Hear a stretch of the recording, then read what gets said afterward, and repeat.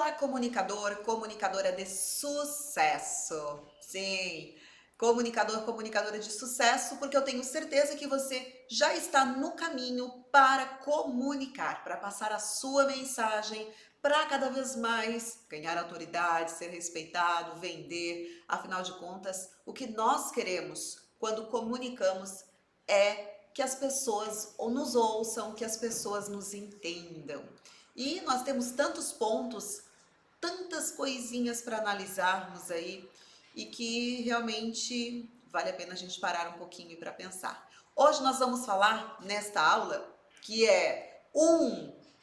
este módulo aqui é um dos tripés que eu digo, eu falo um dos tripés, um dos pilares da comunicação de sucesso. Nós estamos agora nesta aula trazendo uma parte do tripé que é o dominando a nossa língua.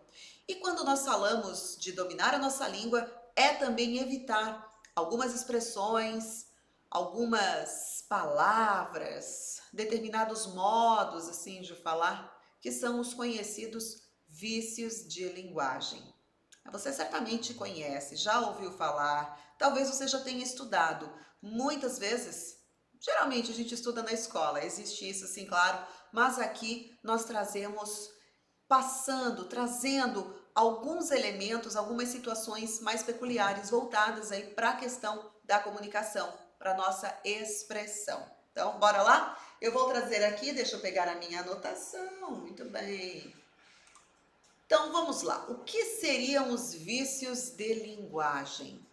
Temos muitas coisas para falar. Realmente são N tópicos que poderíamos elencar aqui diversos nomes. Eu vou citar alguns aqui, tá? Até eu faço a minha colinha para eu não esquecer. Podemos falar da ambiguidade, que é conhecida, tem o barbarismo, tem a cacofonia, tem o pleonasmo, tem o eco, tem o preciosismo, solecismo, N nomes para os vícios de linguagem.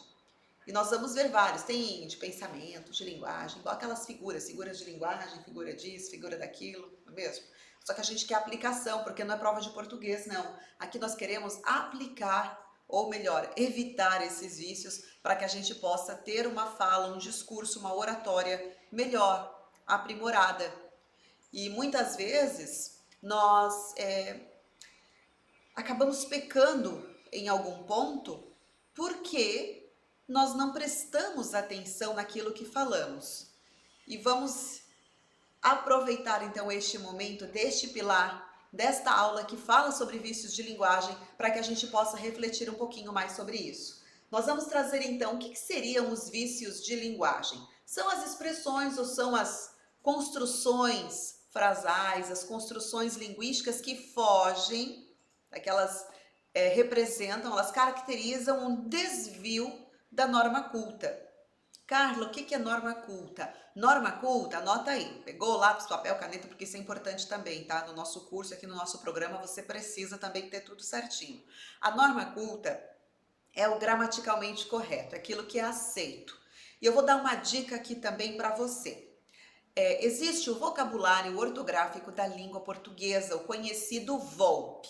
É gratuito, é oficial, organizado, atualizado pela Academia Brasileira de Letras, VOLP. Inclusive, existe um aplicativo, você pode baixar aí no seu aparelho celular, sistema Android ou o iOS, sem problemas, é VOLP. VOLP, Vocabulário Ortográfico da Língua Portuguesa. Sempre que eu tenho dúvida em relação à palavra, eu consulto o VOLP para ver se está no VOLP porque já foi dicionarizado, a palavra já foi oficializada, digamos assim. Então, todas as vezes que a gente desvia da norma culta, que é a norma aceita oficialmente pelo nosso sistema, no caso a língua portuguesa, a gente diz que está cometendo um vício. Carla, então seria o vício de linguagem um erro? Sim, é um erro, tá? De acordo com a norma culta, sim, é um erro. Então, bora lá para a gente não errar mais. Eu vou trazer alguns vícios de linguagem aqui, não se preocupem porque eu quero que você aprenda a não cometer mais esses vícios, ou pelo menos que você evite tais vícios. Isso que é o importante. Ah, eu nunca mais cometo erro, não, você não é, Carla. Eu falo, gente, eu cometo erro, sim, desvios.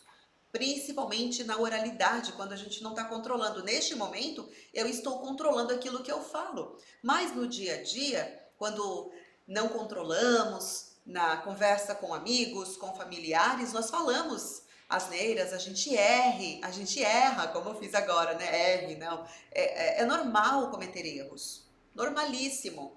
Só que, dependendo do contexto, dependendo do seu objetivo, não dá para ficar cometendo esses desvios. Então, partiu entender quais são os vícios de linguagem. Ambiguidade. Olha, essa questão da ambiguidade, ela é muito minuciosa, eu diria assim. Acontece geralmente nos textos escritos.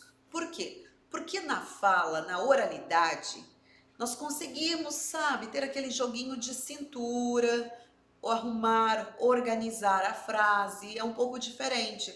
Na escrita, nós temos que tomar cuidado especial. O tal do seu, que é um pronome possessivo de terceira pessoa, seu, sua, acontece muita ambiguidade. Vou trazer aqui um exemplo para vocês, tá? Ó, o jornalismo, ele trabalha muito com isso, ele traz o jornalismo, não vou comentar, mas sim, muitas estruturas nas manchetes, nos jornais, cada vez mais, porque não pagam profissional revisor, os periódicos, as redações cada vez mais estão enxutas e acaba ficando assim, vamos no achismo, se o Google aceitou, ok. Gente, não vão atrás do Google 100% das vezes, hein? Então, temos um exemplo aqui. Ganharam os ingleses, venceram os ingleses os argentinos. Venceram os ingleses os argentinos. Quem ganhou, quem venceu, sabe? É um rolo. Muitas vezes acontece nas manchetes, nas chamadas. Hoje em dia, com as redes sociais, muito desvio, muito vício de linguagem aí sendo entendido como correto. Ai, que legal que ficou. Toma cuidado, gente, toma cuidado. Existem muitos tipos. Ambiguidade, então, ela acontece quando não dá para entender, quando ou tem um duplo sentido. E é um duplo sentido que não é proposital. É um duplo sentido de erro mesmo. A gente percebe quando esse duplo sentido está errado, porque a pessoa simplesmente não tomou cuidado com a frase. Aí, olha, isso eu vou agora falar, principalmente se você é advogado, você trabalha com contratos, empresas, quem trabalha com empresas, se você não toma cuidado com documentos, nos documentos, se eles não são, os documentos, se eles não são bem redigidos, dá muito processo, ou ao menos abertura para muito processo. Fica a dica. Outro é o barbarismo. O que é um barbarismo? O problema é o advogado. Mas o que? O problema e o advogado é o que mais acontece. Um dos, né? Muito. O travesseiro. Isso é um barbarismo, mas que barbaridade que as pessoas cometem esse erro. Sim, tá? Então, tem essa questão. Outro também, um tipo de barbarismo, que o barbarismo pode acontecer na escrita. Por exemplo, escrever maçã com 2 S's. E a maçã fruta, a maçã com C cedilha. É um barbarismo também, ok? Aí nós temos a tal da cacofonia, inclusive eu recebo eu tenho muitos alunos, amigos até que me mandam, quando eles veem nas redes sociais alguma situação, quando alguém escreve, manda um print, eu recebo muito. A cacofonia botou na boca dela, a mão na boca dela, cadela. Outro exemplo da cacofonia, o cadela é o mais, né? Você disse que me ama, mentirosa, não ama nada. Não ama nada, manada do quê? Manada de elefantes? A Carla tá exagerando, gente. É porque quando é difícil de a gente pensar agora num exemplo assim, mas acontece mais do que a gente imagina. E aí a cacofonia, nós temos de, porque o temos de quando é obrigação, eu tenho de fazer algo quando é obrigação. Nós temos de prestar muita atenção, principalmente quando falamos ao público. E a diferença entre falar ao público e falar em público. Falar ao público que eu estou falando com as pessoas. Falar em público é o modo como eu estou falando. Entendeu? Falar ao público, eu falo para quem? Falar em público é o modo como eu estou falando, é em público, não é sozinho ou individualmente. E mais um outro exemplo de vício de linguagem, que aí, galera, principalmente aí das finanças, pessoal que adora a bolsa de valores e tal. Vamos usar nossa língua portuguesa, que é belíssima.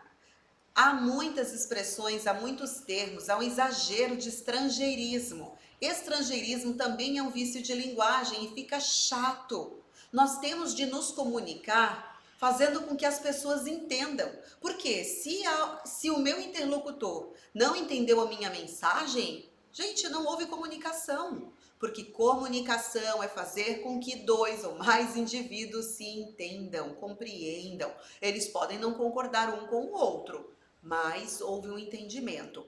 E o estrangeirismo, quando em excesso, ele prejudica demais a mensagem. E fica chato, é feio, acaba sendo brega.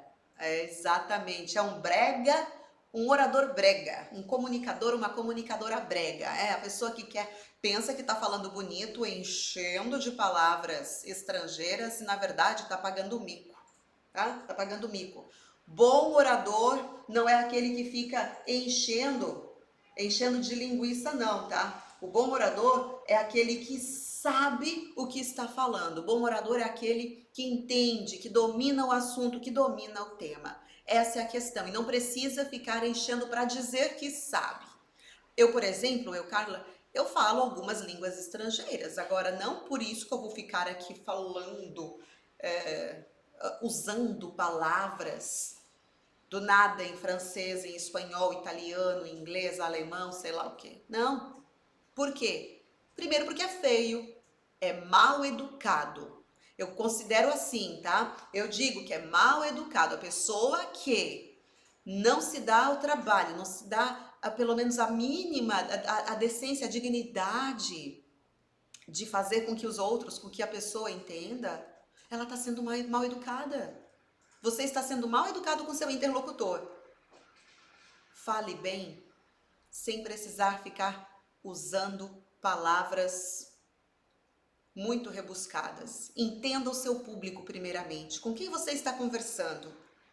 Com quem você está falando? As pessoas. Qual é o grau de escolaridade desse grupo, das pessoas com quem você está conversando? Isso é muito importante. Sempre conheça o seu público.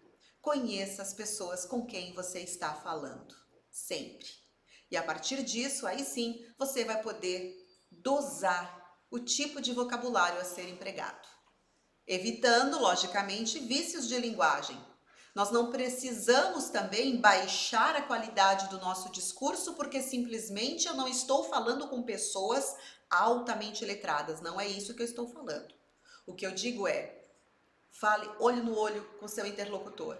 Isso é importante. É isso que vai fazer a diferença. Ok? Grande abraço. Nós voltaremos a falar sobre vícios de linguagem em outra aula aqui neste mesmo módulo. Por enquanto, grande abraço e vá treinando, comunicador, comunicadora de sucesso. Tchau, tchau.